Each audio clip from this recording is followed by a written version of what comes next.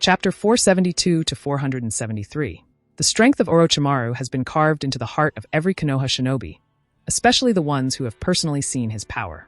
Even Hatake Kakashi, the best and strongest of their generation, was frightened when facing Orochimaru.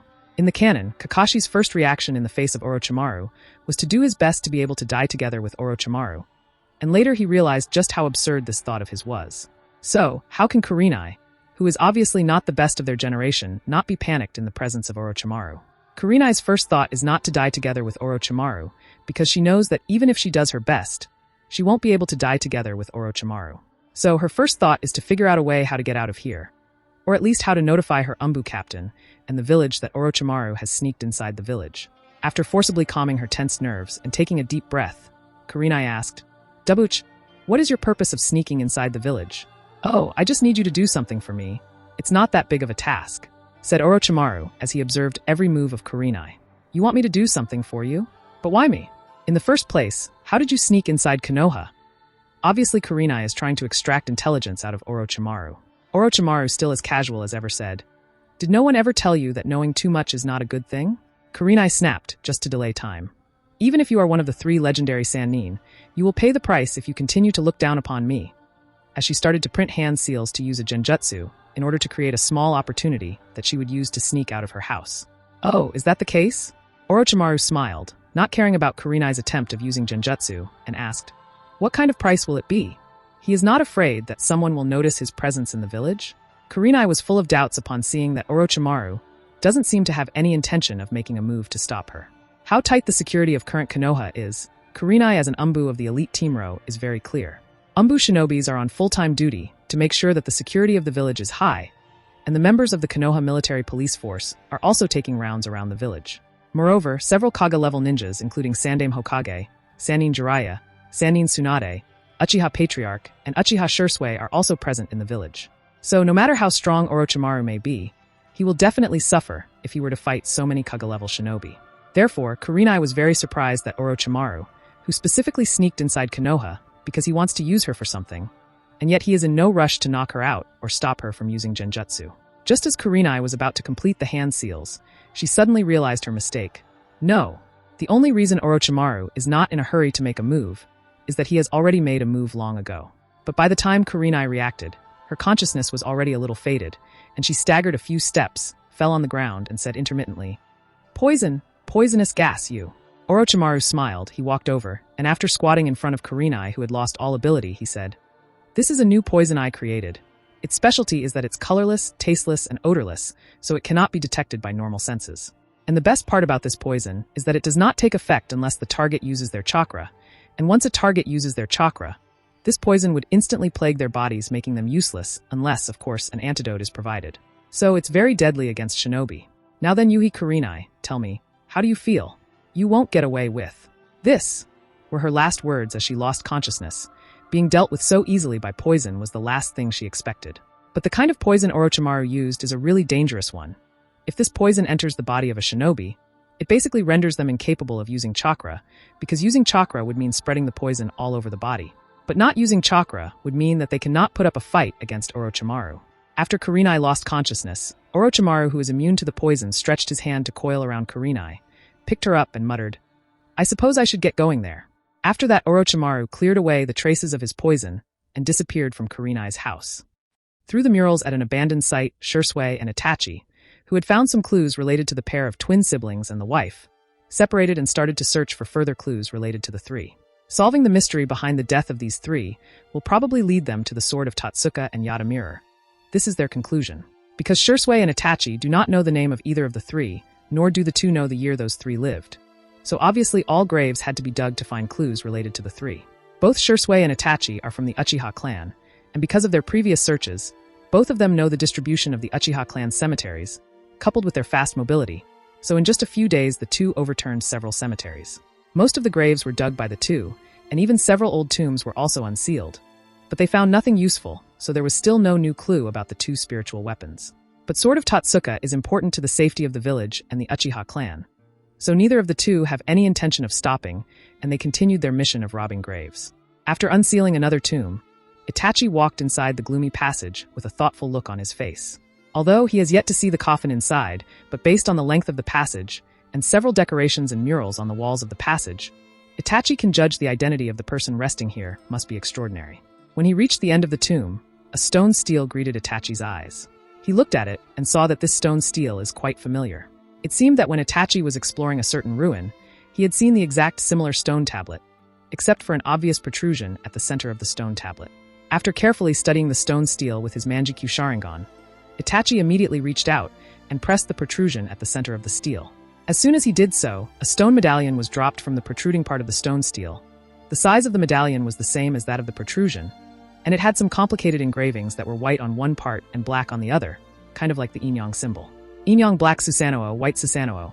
Is this medallion somehow related to the twin siblings? Was the thought in Itachi's mind, as he also tried to remember the contents of the stone stele he had seen previously.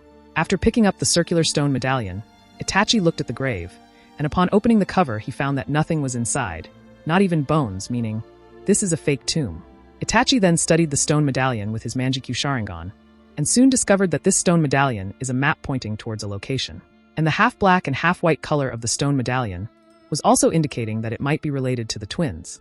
Understanding this, Itachi sent a communication crow to Shui and informed him of a nearby location to meet up in order to explore the location on the map together to avoid any danger. As soon as Shui received the message, he rushed toward the location. The current Shui can be said to be the second fastest shinobi in Konoha, and his speed is second only to Hyuga Kuroto, so it only took him about a few hours to reach the meeting point. After meeting Itachi, Shui also saw the stone medallion, and he too agreed that this really might have something to do with the twins, but the fact that the location it was pointing towards had nothing to do with the Uchiha clan was a bit confusing. Maybe the information about this place was kept hidden and not recorded in the Uchiha clan archives. After reaching this conclusion, the two rushed toward the location. The place they arrived at was an abandoned shrine in the middle of a dangerous forest, far away from any village or city, with no signs of human or animal life around, giving it a ghostly vibe. But neither of the two was afraid and continued to move forward. After searching around for a while, Itachi found a similar stone stele from which he took the stone medallion, but this one had a depression in it, and the size and shape of the depression were exactly the size and shape of the stone medallion. Understanding what that depression was for, Itachi placed the stone medallion inside the depression, and soon both of them felt a wave of chakra. After a while of silence, Shui and Itachi both looked at each other with their Manjikyu Sharingan activated, and Shui asked, "Did you find that too, Itachi?" Itachi nodded. "Yes, Shirsu-san. This is most definitely a genjutsu targeting the Uchiha clansmen, and the level of this genjutsu is very high. It is simply impossible to find the clues hidden within the genjutsu without the help of the Manjikyu Sharingan as a guide, or having an incredible mastery in genjutsu." The moment Itachi placed the stone medallion inside the stone stele, the fuinjutsu engraved on the stone stele activated and trapped both Shui and Itachi inside a genjutsu. But thankfully, both Shui and Itachi are masters of genjutsu and soon recovered their senses, and also got information about how to proceed further. The moment they recovered, they observed the changes in the room. On one of the walls, some kind of non-readable pattern appeared. Walking towards the non-readable pattern, Itachi and Shui both printed hand seals. The moment the two completed the hand seals, the wall slid to the side and a passage appeared. Without any hesitation, Itachi and Shui walked into the passage and soon came to a tomb. Inside the tomb, there was no coffin, which was strange, but it didn't bother too much, as there was something present inside, and noticed that it was just a giant gourd-shaped stone sculpture that was giving off some kind of chakra waves. Itachi said, "There are no more clues left," which can only mean that this gourd-shaped stone sculpture has something to do with the sword of Totsuka. Shui nodded. "I think we should notify Kuroto-san. He understands sword of Totsuka better than us. If this gourd really has something to do with sword of Totsuka, then maybe he will be able to take it." Itachi nodded and immediately sent a message to Kuroto using a crow. After sending the message to Kuroto, the two continued to search the tomb room except for the gourd-shaped stone sculpture, but found no more clues. With a frown on his face, Itachi walked the gourd-shaped stone sculpture and observed it carefully. Shui asked, "Is something the matter, Itachi? The pattern on this sculpture, it reminds me of dash," said Itachi as he traced his hand on the carvings on the sculpture. Shui on the side suddenly felt some kind of chakra emanating from the gourd and hurriedly said, "Itachi, distance yours dash." However, Shui's reminder came to a step too late. The moment Itachi traced his hand over the gourd sculpture, he was sucked inside the gourd sculpture. "Itachi!" Shui on the side panicked and hurried forward to catch Itachi before he is sucked in. But suddenly all the stone tiles under his feet disappeared and Shui fell into darkness. Somewhere outside Konohagakure, Yuhi Kurenai, with her hands tied behind her back, and a poisonous snake, coiling around her neck, hobbled behind Orochimaru. The expression on her face looked a little wilted, but there was a stubbornness in her eyes. After a long silence, she finally couldn't help but ask, "Where are you taking me?" Orochimaru, who was walking in the front, replied casually, "When you get to the place, you will know." Kurenai frowned. "If you think that you can use me to cause harm to the village, then you are wrong. I would rather die than hurt the village."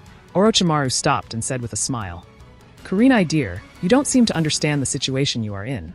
Humph, think whatever you want." Kurenai snorted and turned her head to the side. She is no longer afraid of Orochimaru's threat. Staring at the resolute Kurenai, Orochimaru chuckled lightly and retracted his gaze. He then took out a half-black, half-white round stone medallion from his pocket and looked at it thoughtfully.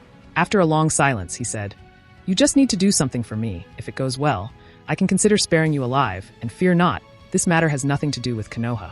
If Itachi was here, he will find that the round stone medallion in Orochimaru's hand is exactly the same as the stone medallion that Itachi found in the fake tomb. Obviously, Orochimaru has also been following clues about the Sword of Totsuka, and he has been searching for the whereabouts of the Sword of Totsuka for a decade now. After years of search, he finally got his hands on this round stone medallion in one of the old ruins, and soon figured out the location of that shrine that this stone medallion pointed towards. He also found the stone stele at that ghostly shrine and placed the stone medallion in the depression. But unlike the case with Shursui and Itachi, when Orochimaru installed the stone medallion inside the depression in the stone stele, the genjutsu trap blocked him. He couldn't find the solution in that genjutsu, therefore, his search came to a halt. To say that if Orochimaru, one of the Sannin, has any shortcomings, then genjutsu should be the most obvious one. Even with his stats and databook where Orochimaru has 5/5 in genjutsu, genjutsu is still Orochimaru's greatest weakness. Shursui and Itachi deciphered the genjutsu instantly, and also found the key in the genjutsu in just a few short seconds, but Orochimaru has been stuck on that part for the past month. He even brought Hebiheim, one of his subordinates from Otogekure, to see if she can find anything in that genjutsu. But even Hebiheim, who is extremely proficient in genjutsu, also failed to find the key. So, Orochimaru was left with no other choice but to look for other people who are proficient in genjutsu. And Orochimaru did look for many people who are good at genjutsu, but without exception, all of them failed. Therefore, Orochimaru had no option but to look in Konoha. In Konoha, the Uchiha clan possesses the strongest genjutsu skills, so they are naturally Orochimaru's first choice. But considering that there are also 2 Manjikyu Sharingan users in the Uchiha clan too, so Orochimaru dared not kidnap any Uchiha who is known for his proficiency in genjutsu. Aside from the Uchiha clan, there is also the Kurama clan, who are equally known for their mastery of genjutsu. But the members of the Kurama clan are very few, and recently there hasn't been any member in the Kurama clan who is exceptionally skilled in genjutsu. So, Orochimaru's finally directed his attention to the Yuhi family. Currently, Yuhi Kurenai is the only member of the Yuhi family. Therefore, she has no solid backing and is easier to kidnap. And even though Yuhi Kurenai's overall strength may not be very high, based on the reports Orochimaru has received about her, her mastery of genjutsu is second only to the Kurama clan and the Uchiha clan, so naturally, she became Orochimaru's next choice. Of course, Kurenai is not his only choice of Orochimaru. If even she can't find the solution, then Orochimaru would think of using the members of the Kurama clan, and maybe even those of the Uchiha clan if required. But Orochimaru certainly hopes that Kurenai can solve the key. After putting the round medallion back in his pocket, Orochimaru glanced at Kurenai and thought, maybe she will be able to find the key in the genjutsu, but if I want to use her, I will have to be quick. If Kuroto-kun we define that I was responsible for her disappearance, then it might lead to another trouble. From the information he has obtained from Shimura Danzo, Orochimaru knows that Yuhi Kurenai is Hyuga Kuroto's subordinate in the Umbu. So, he knows that if Kuroto were to connect the disappearance of Kurenai to him, then the situation might become troublesome, as Orochimaru is not sure if Kuroto wouldn't give the intelligence of Otogekure being connected to him to Sandaime Hokage. Frankly, Orochimaru doesn't care about Otogekure that much, but it could hinder Orochimaru's attempt of searching Sword of Totsuka. Therefore, Orochimaru wants to avoid unnecessary trouble. So, in order to avoid any trouble, Orochimaru held the languid Kurenai by her collar and hurriedly rushed towards the ghostly shrine. Konohagakure, Yuhi Kurenai's home. Kuroto activated his Byakugan and searched Kurenai's entire house with a sullen face in the hope of finding any clue that would explain the inexplicable disappearance of Yuhi Kurenai. The disappearance of Yuhi Kurenai was naturally noticed by Kuroto and the rest of the Team Row, because Kurenai did not appear at the appointed meeting place in time for the mission they had to perform today. Sandaime assigned the mission to another Umbu team and temporarily appointed Team Row to search the whereabouts of Yuhi Kurenai. Whoosh whoosh. With the sound of breaking wind, 2 figures appeared at Kurenai's house. The 2 figures walked inside the room. One of them said, "Captain, There was no sign of Kurenai-san at the training ground. The other one also said, there was also no sign of Kurenai-san at any facility in the village. Kuroto nodded. Although it is only a preliminary investigation, Kuroto can already confirm that the disappearance of Kurenai is kind of strange. If not for the fact that Kuroto has been brainwashing her to cultivate her into a loyal subordinate for the past few months, Kuroto would even think that she might have defected. But Kuroto is sure that she hasn't defected. Instead, she was attacked, and Kuroto can already confirm that the place she was attacked is her home. It seems that the one who attacked her is a true master. Kuroto, who has been training Kurenai for the past few months, understands her strength better than anyone. Her recent progress has been quite rapid, especially with the special training she has been carrying out in secret. Kurenai is definitely reaching the level of a jonin. She is proficient in both stealth and assassination. She may not be the strongest of Team Ro because of the presence of Kuroto and Itachi, but she is definitely not weak. There may still be many ninjas who can defeat her head-on, but not many who can make her quietly disappear without leaving behind any sign. Yet someone managed to easily kidnap her, without leaving behind any trace of the fight. Shows that the opponent must be very tricky with exceptionally high strength. In fact, Kuroto can think of a few people who are capable of doing this, but he couldn't understand their motive behind this action. Why kidnap Yuhi Kurenai? She has no Kekiai Genkai, no specific or secret information about the high-level secrets of the village or any secret jutsu, so what's the point of kidnapping her? At this time, Yugao returned to Kurenai's home with someone and said to Kuroto, "Captain, he is the last person in the village who met up with Yuhi Kurenai. Maybe we can get some clues about her disappearance from him." Kuroto turned around to look at the person and found that it was none other than Asuma. Asuma, who had recently learned of Kurenai's disappearance, was very anxious, so even before Kuroto could question him, Asuma hurriedly asked, "Did you find any clue? How could Kurenai-san disappear for seemingly no reason?" Kuroto looked around the room, then said, "She should have been attacked here." Asuma was angered and asked, Who did it?" Kuroto silently shook his head. "We are not sure yet," Yugao said. "In any case, we will have to figure out a way to rescue her." Kuroto did not reply, he was silent. Judging from the current situation, unless the attacker has some use of her, the probability of Kurenai being alive is very, very low. And Kuroto can't think of anything special that Kurenai could give to her attacker other than some pieces of information that she knows as an umbu. And once the information has been tortured out of her, obviously she would either be executed or imprisoned, who knows where. "I will find her. I will definitely find her." But Asuma was too anxious to realize this. He was also a little lost and rushed out of the room with a dazed expression. With Asuma gone, Kuroto's eyes grew colder and he muttered to himself, "How dare you move your hands and feet on my subordinate? Don't let me find you, otherwise the consequence would only be death." Brainwashing is not an easy task, and Kuroto has been slowly brainwashing Kurenai, Yugao, and Hate to make them loyal subordinates. But now someone dared to kidnap one of his subordinates, so naturally, Kuroto would be angry. While Kuroto was thinking about the disappearance of Kurenai, Itachi, clone, who was outside the house, suddenly walked in and gave Kuroto a scroll. "Captain, this has just arrived." Kuroto nodded and took the scroll from Itachi's hands, and after glancing at it briefly, he can't help but mutter in a surprised tone, "Huh, they both found out Sword of Tatsuka so soon?" The Sword of Tatsuka is related to the ability to restrict DMS Abito and must be grasped as soon as possible. So Kuroto temporarily put the thought of Kurenai's disappearance aside and focused on the Sword of Tatsuka. After leaving behind a shadow clone in the village and passing at the gourd of Toyotama to avoid the possibility of sudden disappearance because of running out of chakra, Kuroto then transferred his soul into the Fujin clone, using Tenseigan Soul Descend, and quietly sneaked out of the village after instructing the shadow clone to search for the missing Kurenai. After leaving the village, Fujin immediately used magnet release to form a pair of iron sand wings behind his back and quickly flew in the direction of the isolated ghostly shrine. His flying speed with iron sand wings was extremely fast, and it only took him half a day to arrive at the location from where Itachi and Shursui sent the message. Is. While Fujin was looking around and observing the shrine, suddenly a slithering sound came from a distance. Fujin looked over and saw that rising a cover of smoke and dust, a huge snake was also coming towards the shrine.